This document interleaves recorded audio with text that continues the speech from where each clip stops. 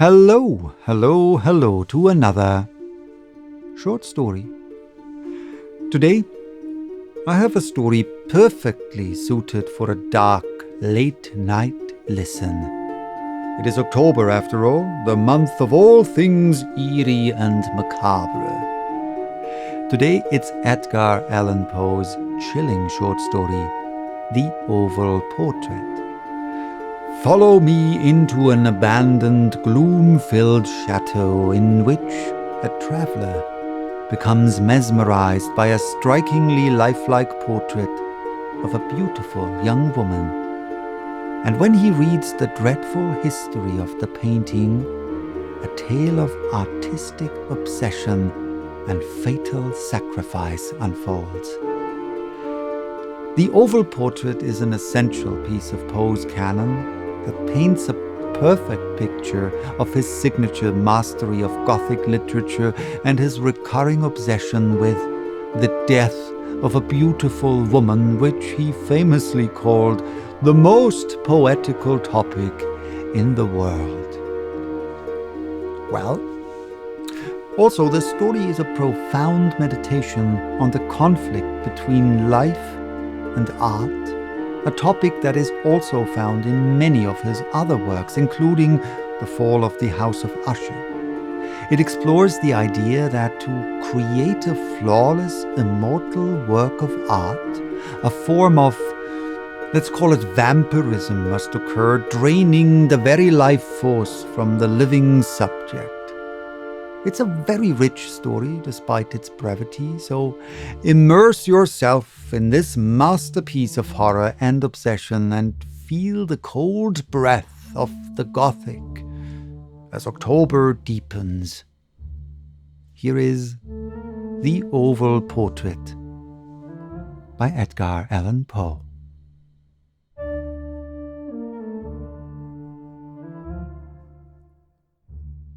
The chateau into which my valet had ventured to make forcible entrance, rather than permit me, in my desperately wounded condition, to pass a night in the open air, was one of those piles of commingled gloom and grandeur which have so long frowned among the Apennines, not less, in fact, than in the fancy of Mrs. Radcliffe. To all appearance it had been temporarily and very lately abandoned. We established ourselves in one of the smallest and least sumptuously furnished apartments. It lay in a remote turret of the building. Its decorations were rich yet tattered and antique. Its walls were hung with tapestry and bedecked with manifold and multiform armorial trophies, together with an unusually great number of very spirited modern paintings in frames of rich golden arabesque. In these paintings, which depended from the walls not only in their main surfaces, but in very many nooks, which the bizarre architecture of the chateau rendered necessary, in these paintings my incipient delirium, perhaps, had caused me to take deep interest, so that I bade Pedro to close the heavy shutters of the room, since it was already night, to light the tongues of a tall candelabrum which stood by the head of my bed, and to throw open far and wide the fringed curtains of black velvet which enveloped the bed itself. I wished all this done that I might resign myself, if not to sleep, at least alternately to the contemplation of these pictures and the perusal of a small volume which had been found upon the pillow, and which purported to criticize and describe them. Long I read, and devoutly I gazed.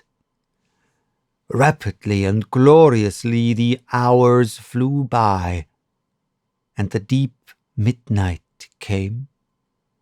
The position of the candelabrum displeased me, and outreaching my hand with difficulty, rather than disturb my slumbering valet, I placed it so as to throw its rays more fully upon the book. But the action produced an effect altogether unanticipated. The rays of the numerous candles, for there were many, now fell within a niche of the room, which had hitherto been thrown into deep shade by one of the bedposts. I thus saw in vivid light a picture, all unnoticed before. It was the portrait of a young girl just ripening into womanhood. I glanced at the painting hurriedly and then closed my eyes. Why I did this was not at first apparent even to my own perception, but while my lids remained thus shut, I ran over in mind my reason for so shutting them.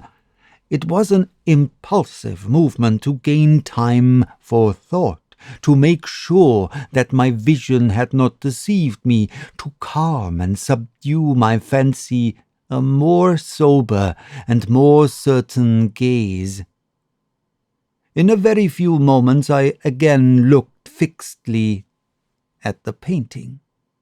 That I now saw aright I could not and would not doubt, for the first flashing of the candles upon that canvas had seemed to dissipate the dreamy stupor which was stealing over my senses, and to startle me at once into waking life.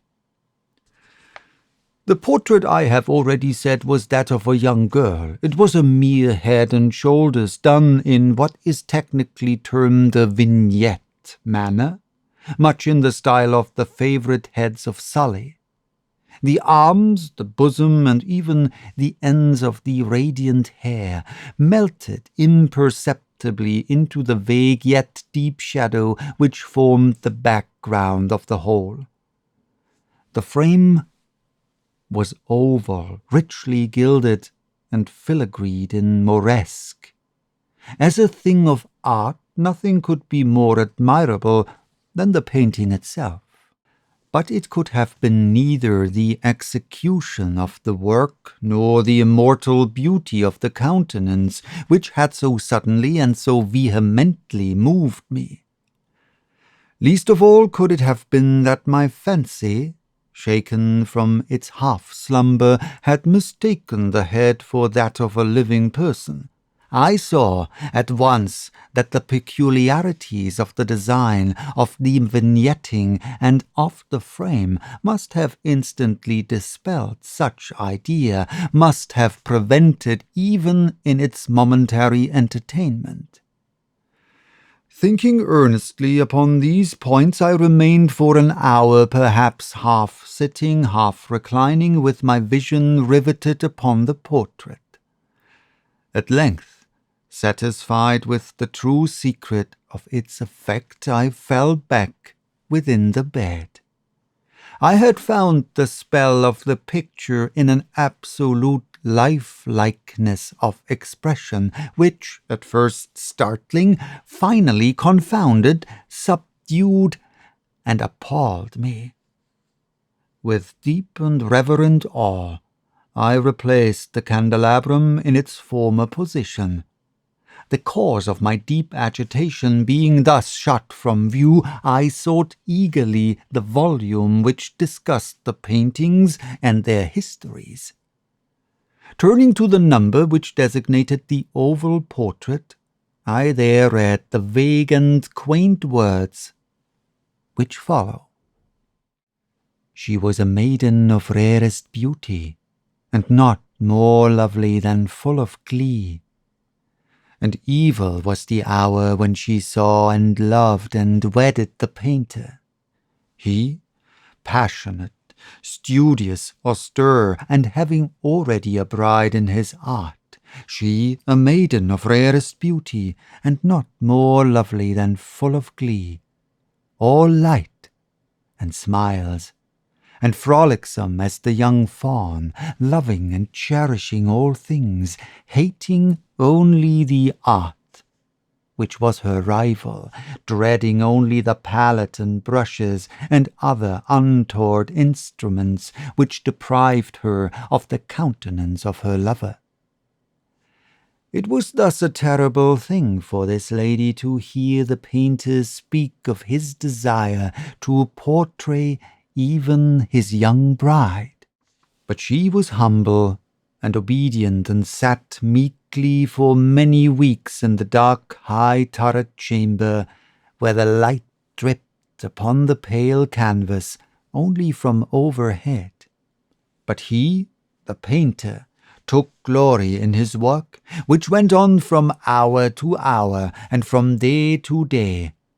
And he was a passionate and wild and moody man, who became lost in reveries, so that he would not see that the light which fell so ghastly in that lone turret withered the health and the spirits of his bride, who pined visibly to all but him. Yet she smiled on, and still on, uncomplainingly, because she saw that the painter, who had high renown, took a fervid and burning pleasure in his task, and wrought day and night to depict her who so loved him, yet who grew daily more dispirited and weak.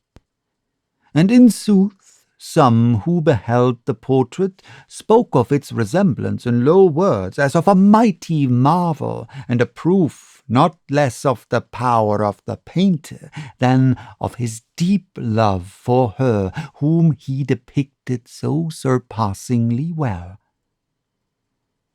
But at length, as the labour drew nearer to its conclusion, there were admitted none into the turret, for the painter had grown wild with the ardour of his work, and turned his eyes from the canvas rarely, even to regard the countenance of his wife.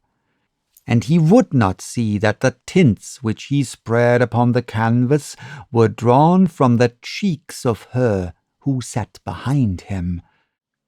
And when many weeks had passed, and but little remained to do, save one brush upon the mouth and one tint upon the eye, the spirit of the lady again flickered up as the flame within the socket of the lamp.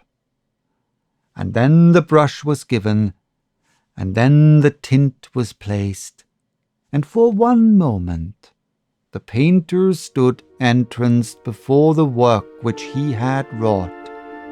But in the next, while he yet gazed, he grew tremulous and very pallid, and aghast, and crying with a loud voice, "This indeed is life itself," turned suddenly to regard his beloved. She was dead.